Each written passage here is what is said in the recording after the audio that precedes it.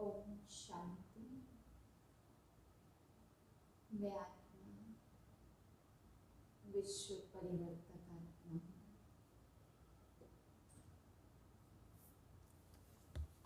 स्व परिवर्तन है, विश्व परिवर्तन है।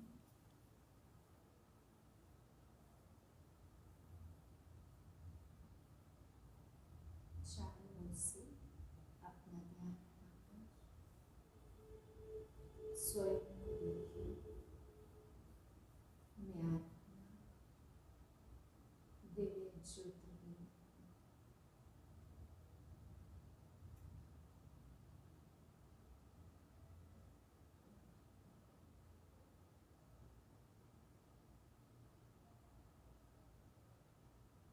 मुझ आत्मा से शुद्ध पवित्र वाइब्रेशन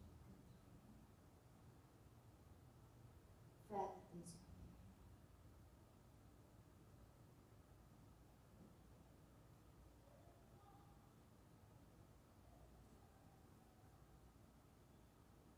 चौदह 4/2022 के महावाक्य हैं।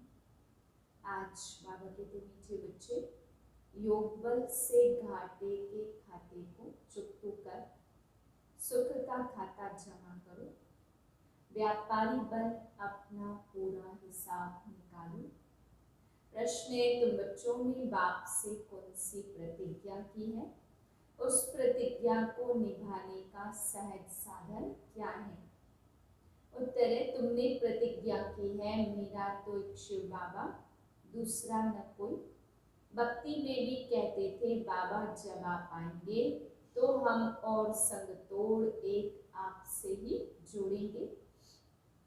अब बाबा कहते, बच्चे देह से देह के सब संबंधों को बुद्धि से त्याग कर एक मुझे याद करो। इस पुराने शरीर से भी दिल हटा दो, परंतु इसमें मेहनत है। इस प्रतिज्ञा को निभाने के लिए सवेरे सवेरे उठ अपने आप से बातें करो व ख्याल करो कि अब यह नाटक पूरा होता है। गीत है, छोड़ भी दे आकाश सिंहासन, अब धरती पर आ जा रे। ओम शांति। बच्चे पुकारते कि परम धाम से आओ। यह गीत गाया हुआ है पतित मनुष्यों का, वह खुद इनका अर्थ नहीं जानते। पुकारते भी है कि पतितों को पावन बनाने आओ, क्योंकि इस समय है रावण राज्य। यह भी बच्चे जानते कि भारत में दैवी शिष्टाचारी राज्य था।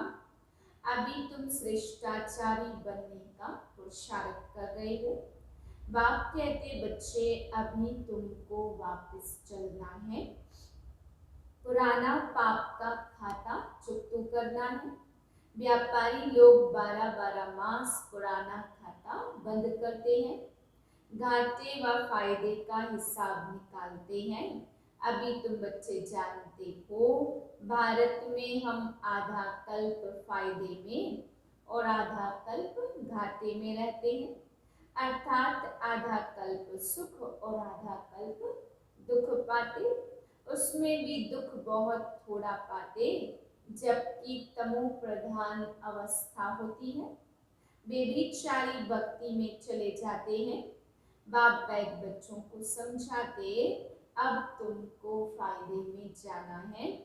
घाटे के खाते को अब योग बल से चुकतू करना है। तुम्हारे पापों का खाता अब कटना चाहिए, फिर सुख का खाता जमा होना चाहिए। जितना तुम मुझे याद करेंगे, उतना तुम्हारे पापों का खाता भस्म होगा और फिर पवित्र बन गीता का ज्ञान धारण करना है। यहाँ कोई गीता शास्त्र नहीं सुनाते, यह गीता का ज्ञान भगवान ने दिया है। इस समय मनुष्यों की बुद्धि तमो प्रधान होने के कारण बाप को नहीं जानते, इसलिए इनको आर्फन्स कहा जाता है। तुम जानते हो, भारत पुण्य आत्मा श्रेष्ठाचार्यों की दुनिया थी, जिन्हों के चित्र भी हैं। भारत आदि में बहुत साहूकार था और जो इस्लामी बौद्धि आदि धर्म हैं आरंभ में होते ही थोड़े हैं। धर्म स्थापक आया, फिर जो भी उस धर्म की आत्माएं हैं वह आती जाती हैं। वह कोई राजाई में नहीं आते, अपने धर्म में आते हैं। जब लाखों करोड़ों की अंदाज में हो जाते तब राजा रानी आदि बनते हैं। यहाँ तुम्हारी तो शुरू से लेकर राजाई चलती है। सतयुग आदि में ही लक्ष्मी नारायण का राज्य था। भारत महान ऊंच था जब श्रेष्ठाचारी था। ऊंचे ते ऊंचा भगवान गाया जाता, उनको ही तुच्छ कहते हैं। अब वह आकर सच्ची नॉलेज देते और सभी बाप के बारे में झूठी ही नॉलेज देते हैं। सभी याद करते ओ गॉड फादर, परंतु फादर को कोई भी जानते नहीं है।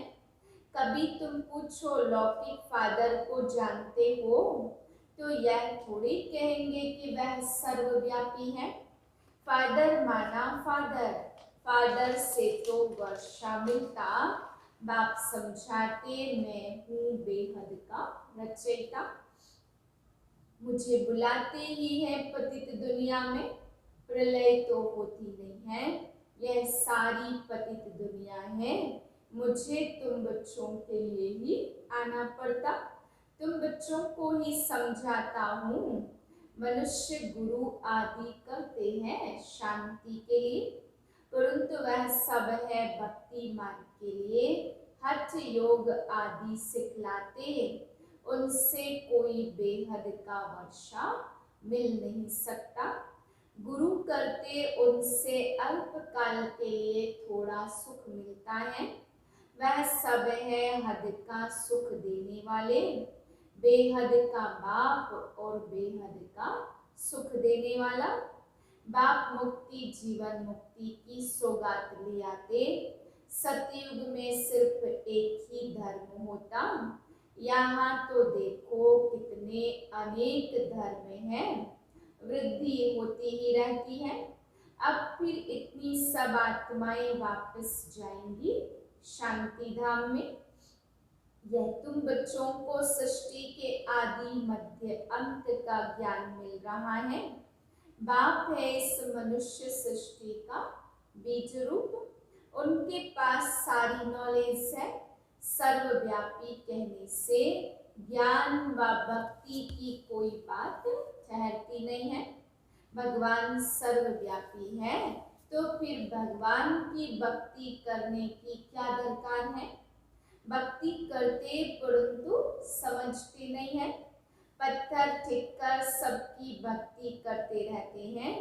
गंगा में कितने स्नान करने जाते, अगर वह पतित पावनी हो तो फिर सबको पावन होना चाहिए। मुक्ति जीवन मुक्ति धाम में जाना चाहिए, लेकिन जाता कोई नहीं है। एक गुरु वापस जाए तो और फॉलोअर्स को भी ले जाए, लेकिन न खुद जाते न फॉलोअर्स को कुछ कह सकते।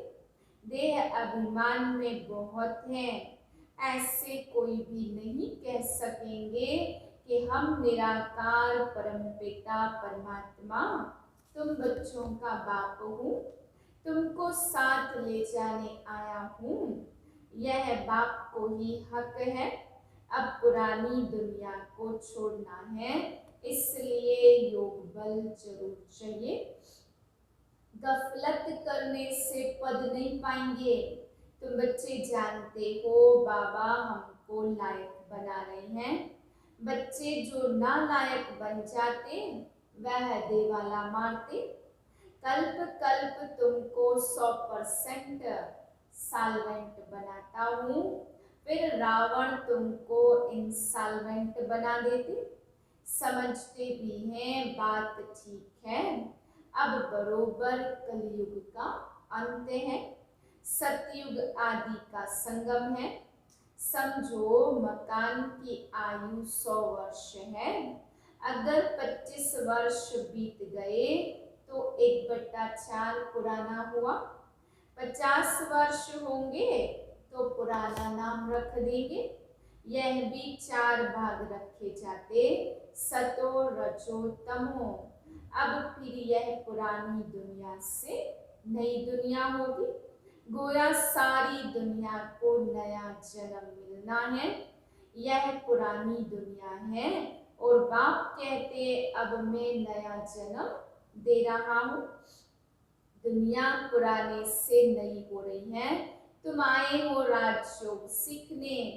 तुम भी जानते हो इस ड्रामा के अंदर हम एक्टर हैं। हम आत्माएं भी शरीर लेकर यहाँ पार्ट बजाने आई हैं। दुनिया में यह कोई नहीं जानता। अपने को एक्टर समझे तो क्रिएटर डायरेक्टर को भी जान जाए। कहने मात्र सिर्फ कहते हैं यह कर्म क्षेत्र है, परंतु कब से खेल शुरू हुआ, उनका क्रिएटर कौन है, कुछ भी नहीं जानते। मनुष्य को ही जानना चाहिए ना। बाकी यह आपस में लड़ना तो आर्फन्स का काम है। देवताओं को आर्फन्स नहीं कहेंगे, वहां लड़ाई झगड़ा होता ही नहीं। यहाँ तो देखो बच्चे बाप को भी मार देते हैं। सभी पतित भ्रष्टाचारी हैं, इसलिए सुख देते रहते। आधा कल्प संपूर्ण निर्विकारी देवी देवताओं का राज्य था। अभी तो एक भी संपूर्ण निर्विकारी नहीं है।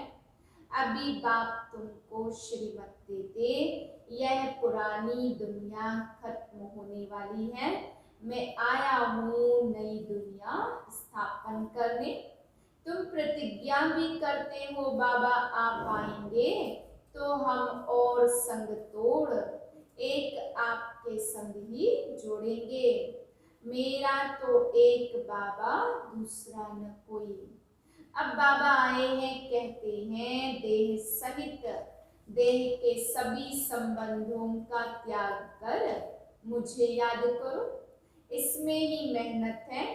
कहते हैं बाबा हम जानते हैं यह जो भी मित्र संबंधी आदि हैं यह सब मरे पड़े हैं।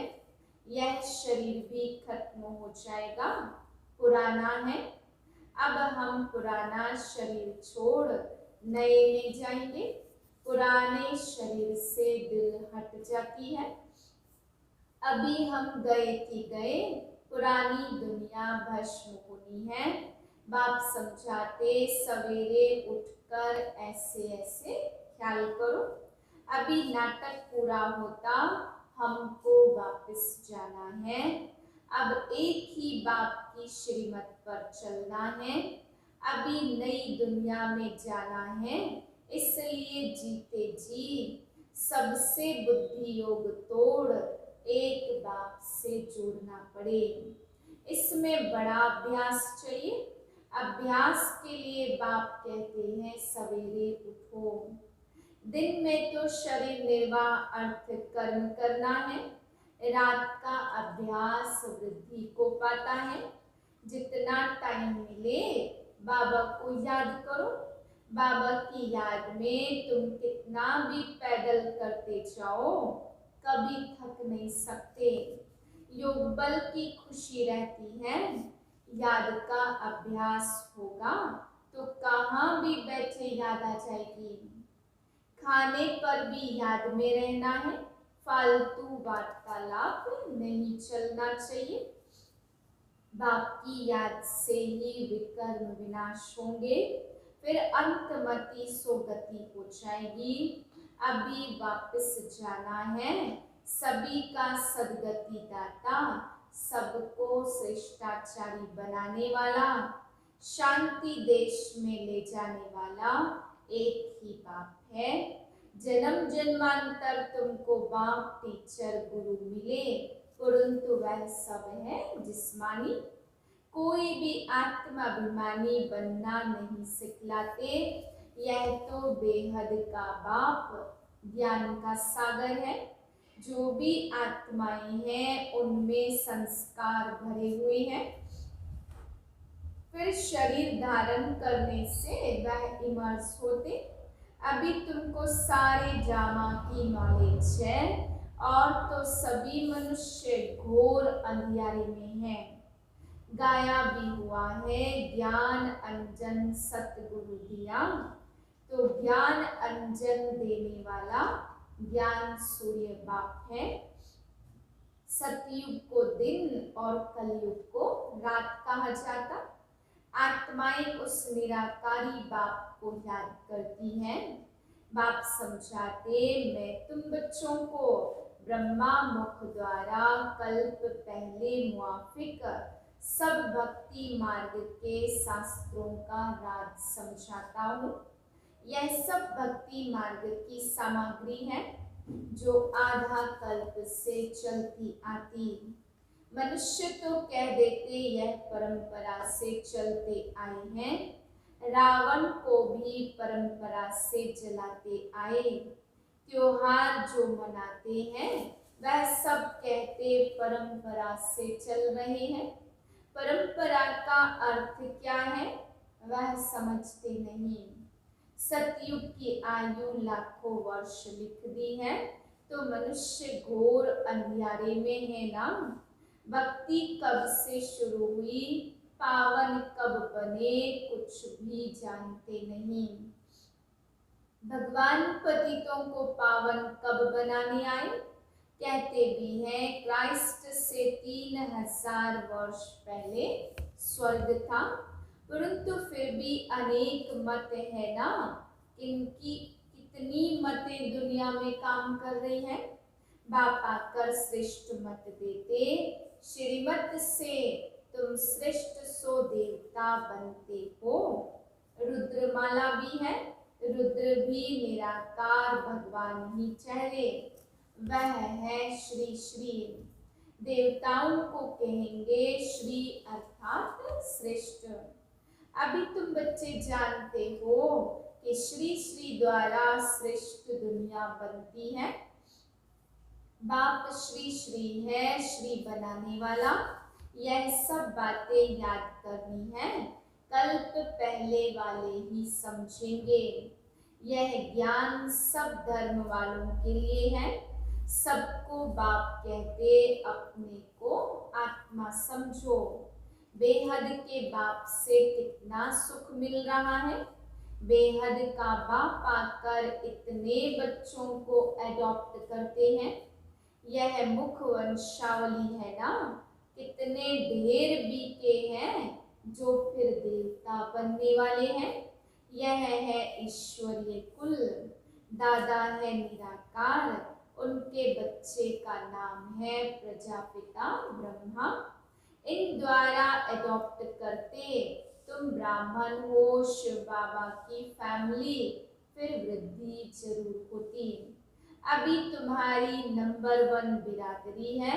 तुम सर्विस करते हो, सबका कल्याण करते हो।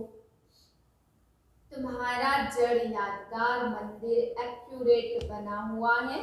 यहाँ तुम चैतन्य में बैठे हो। जानते हो हम फिर से स्थापना करते।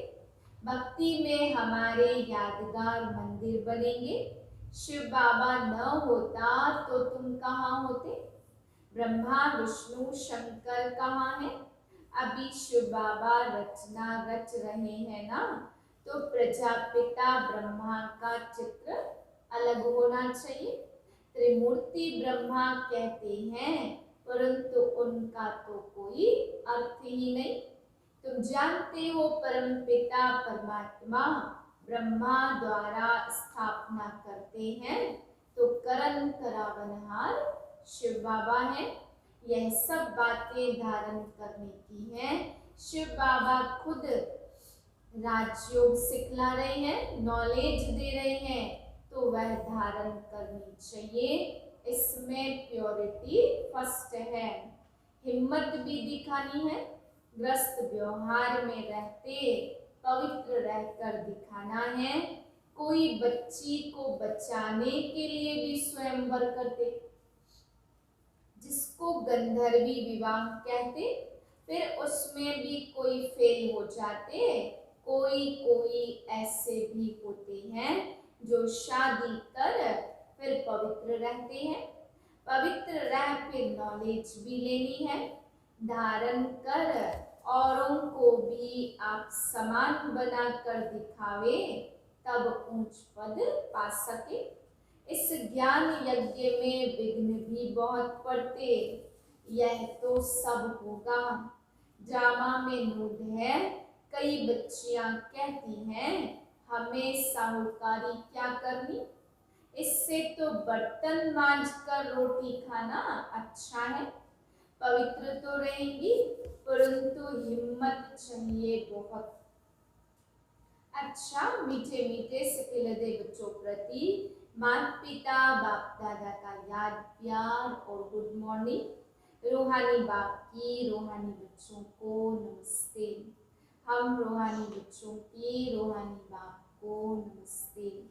धारणा के लिए है पहली पॉइंट, भोजन करते समय याद में रहना है, फालतू वार्तालाप नहीं करनी है, याद से पापों का खाता चुकता करना है। दूसरी पॉइंट है दिन में शरीर निर्वाह अर्थ कर्म कर, रात को जाग अपने आप से बातें करनी है, ख्याल करना है कि यह नाटक पूरा हुआ, अब हम वापस जाते हैं, इसलिए जीते जी ममत्व मिटाना है। वरदान है डबल नशे की स्थिति द्वारा सदा निर्विघ्न बनने और बनाने वाले विश्व परिवर्तक भाव। मालिक सो बालक है, जब चाहो मालिकपन की स्थिति में स्थित हो जाओ और जब चाहो बालकपन की स्थिति में स्थित हो जाओ। यह डबल नशा सदा निर्विघ्न बनाने वाला है। ऐसी आत्माओं का टाइटल है विघ्न विनाशक, लेकिन सिर्फ अपने लिए विघ्न विनाशक नहीं, सारे विश्व के विघ्न विनाशक, विश्व परिवर्तक हो। जो स्वयं शक्तिशाली रहते हैं उनके सामने विघ्न स्वतः कमजोर बन जाता है। स्लोगन है अपने डबल लाइट स्वरूप में स्थित रहो तो सब बोझ समाप्त हो जाएंगे। ओम शांति।